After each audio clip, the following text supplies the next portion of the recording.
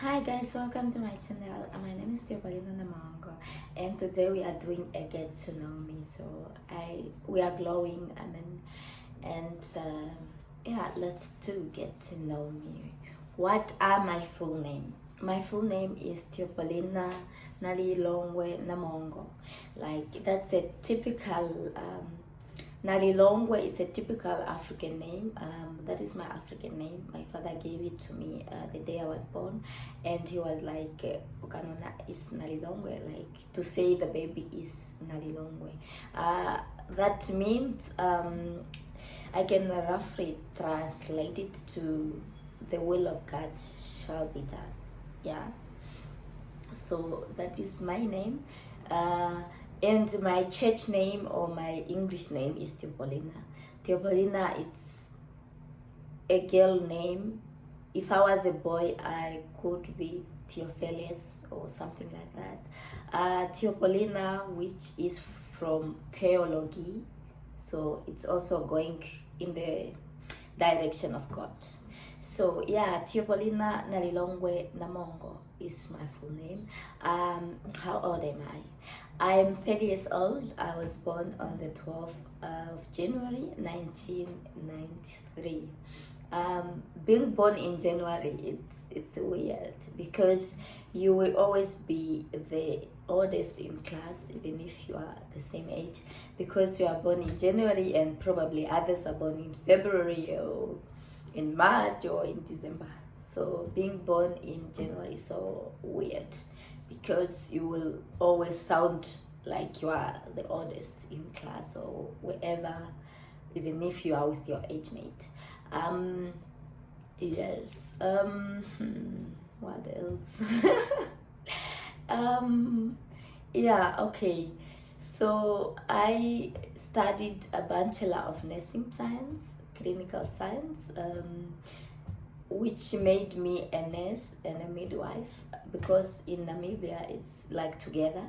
Nursing and midwife is together. So you study a combined program for 4 years, and then when you graduate you become a nurse and a midwife. You can work with older people, you can work with children, you can work in with pregnant women and all of that. Yeah. And I was a student exchange when I was during my university. I was a student exchange to the Republic of Sweden. So I was in Sweden as a student exchange, nursing student in Sweden, and I spent there almost 4 months. I was at the University West. Yeah, why do I say University West? Yeah, University West, yes. Genau, in Trollatan. Shout out. Yeah. So, life as a student exchange student. I did enjoy it abroad when I was a student exchange, because I kind of knew that I'll be chosen for this program, because initially there were only 2 people that were going from my university. 2 students were going, and I was already part of those 2 that were going, because I knew, because when I submitted my application, wherever we're submitting like a letter why you should be chosen to go represent the university abroad, and they are also looking at your academics. And I hand in my application, and the person that was now selecting or whatever was like, she was going through looking at my academics and was like, wow. When she said wow, I knew I was going. Yeah, it was very interesting, man.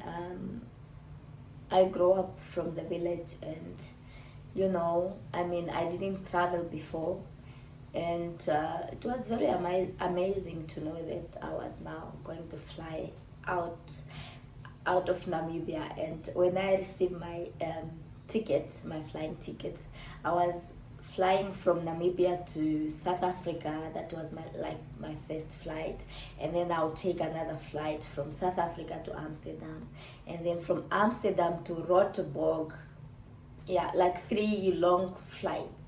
I was so excited. I remember it like it happened yesterday. Yeah, it was very amazing, man. Yeah. What else is interesting about me? Yeah, I speak four language. I can say four because I speak Oshwambo as my mother tongue. My mother is from Oshwambo speaking, which is the most spoken language in Namibia. My mother is Oshwambo speaking, and I speak a little bit, or I understand more Afrikaans and speak it a little bit. And I speak German very good, and I speak English. Um, yeah, man. I grew up with my grandmother at the village, and yeah, it was very interesting to grow up at the village.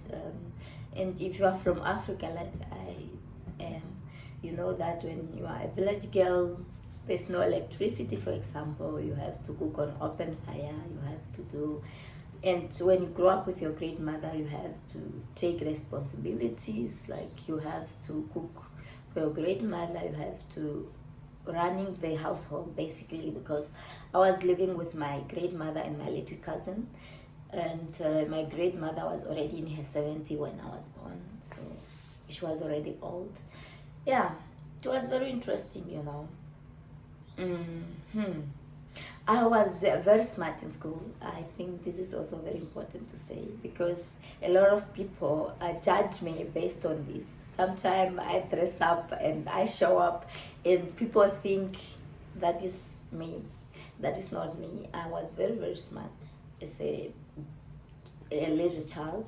I was very smart. And in Namibia, we study like there's like kindergarten, and then you school from grade 1 until grade 12. And within those grade 1 to grade 12, I was the best student from grade 1 until grade 10. I was always getting the award. I don't have them now to prove to you like I usually do, because it's long time. But yeah, I did receive almost 10 in the 12 years of my school. I did receive 10 awards for being a best student. And my dream was to be a doctor, because it's what people, when a child is so smart like that, they always think you are gonna end up being a doctor or an engineer. Yeah, it was also my dream to become a doctor, but then like I said, I only received award from grade 1 until grade 10. And then grade 10 and all of those I schooled like at a village school, and I was a child. I never get to worry about anything. By then, when I was in grade 11 and 12, I choose to go to a different school, and that different school was the most well known for academics. Like it was well known for its academic performance. Like it was a very nice school, and it's where all the rich people send their kids.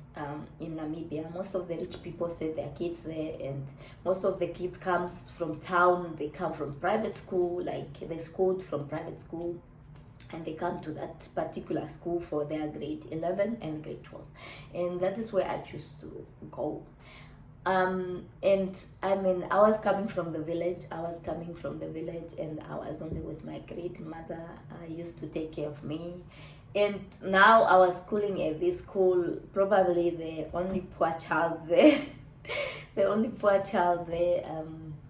Yeah, it did something. If I knew, I would have chosen a different school. It did something to me, man, to see your other kids during the parents meeting. You know, their parents are coming there in their cars and with their little brothers and sisters. They're coming there and check their children books and give them compliment, give them gifts. And I'll grow up only with my grandmother, and she was like, I mean, when I was born, she was already in her 70, and when I was about 17, when I went to high school, 18 there, my grandmother was already in her 80s. She was too old to attend school or to attend school meeting or anything like that. So I was just that lonely child in her lonely world. Yeah, it did something to me and it dropped me academically. I didn't perform well in my grade 11 and 12. That's why I didn't end up being a doctor. But you know, I did something, but I did still pass. Not just to the best of my ability. Yeah, and before I became a nurse, I was a teacher. Yes. I was a teacher at a primary school. After grade 12, I didn't have also money because you know my story of my grandmother, and she being just a pensioner and she's taking care of 2 kids, me and my little cousin. So after grade 12, I did pass, but I didn't have money to further my study. I did have a little bit of money, but that money I was scammed. That's a different story. That's a different story. I wanted to study abroad, and then there was the advertisement of, if you want to go abroad, you can apply through this person, and I applied through that person, and the person ended up being fake. You know, he just took our money and ran away. So I end up not having money again to go register to study. So I was checking what else I can do, and I came across a advertisement of my local school that needed a temporary primary school teacher for mathematics and art and physical education. So I was 19, I was young. Physical education mean just, you know, playing with the kids, and mathematics I was not also bad. I passed well also in my mathematics. So they took me and they took me. Who speak like that? They took me in, and that's how I ended up being a teacher for a whole year. I used to teach mathematics and physical education. And being a teacher, how did I feel being a teacher? Being a teacher was nice. I don't know why I didn't end up being a teacher. Afterward, I went to study nursing, but I used to like it. Yeah, I used to like it. Yeah, what are my love language? My love language is when I was, before my dating world, I also dated. I started dating when I was 28. That's 2 years ago. And I thought my love language was physical touch at first. I thought physical touch and probably gifts.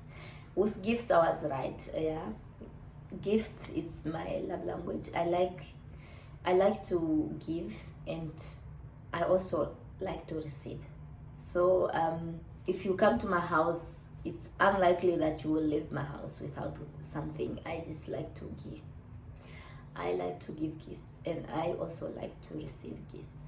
Yeah, and before I dated, I thought it was physical touch, so I got in a relationship. That's also a different story. I dated someone for a little bit of time, and that someone was very good with physical touch. Like whenever we were not living together because it was not that serious, but whenever we have time, we make sure we get together, and he was good with that. But then I noticed something. Every time we will be spending good time together, we'll be doing activities together nicely, we will enjoy, and then he will go back to his place, and I will never receive a text, I will never receive a call. And it got me from, I want to marry this guy in terms of love, like, when you love somebody so much that you want to marry them. Yeah, it gets me from, I want to marry this guy, to 0. Like, my attraction for him just went from 10 to 0. Like, because of this, him not texting me, we would be spending a great time together. Like, we'll say goodbye, everybody's very happy, seems very, very happy, but once he goes to his place, he never say hello, or he never unless I text him first. Then he will reply also nicely, but you know, it dropped my attraction for him from 10 to 0, and I decided now it's not gonna work. Goodbye, sweetheart. Yeah, so my love language must be word of affirmation. Yeah, I think I like it's my love language and gifts. So thank you very much for tuning in. I think that's a little. Oh, I forgot something. Yeah, so I have been to 5 years to 5 countries and counting. Like, I have a holiday coming up, and I'm also flying out. I have been to, yeah, I was born in Namibia, and then I have been to Sweden for student exchange program. I definitely want to go there again. I have been to Amsterdam, Netherlands, more than 4 times. 4 times. Yeah. And then I have been to Paris on a solo trip to Paris, France. Yeah, and I have been to South Africa with one of my best friends. It's I love traveling. Like, I want to, you know, to quit my job and travel as a hobby. Like, I love it. I love traveling so much. Yeah, I do love traveling so much. And the other thing also I love is reading. I love reading. Like, right now I am going to a shop, and that shop sells books, and I'm sure I'm not gonna come back empty hand, because I love reading. And here, if you have seen my page, I made a video about what I'm reading currently, more than 10 books. Yeah, so check it out and see if you read those books. And I read popular books. Yeah, you know. So thank you very much for tuning in. I hope you will keep tuned, and for more, probably more is coming. And thank you very much for watching this video. My name is Tepolina Namongo. Please subscribe and like and comment. Let me know about yourself. Let's engage. Ciao.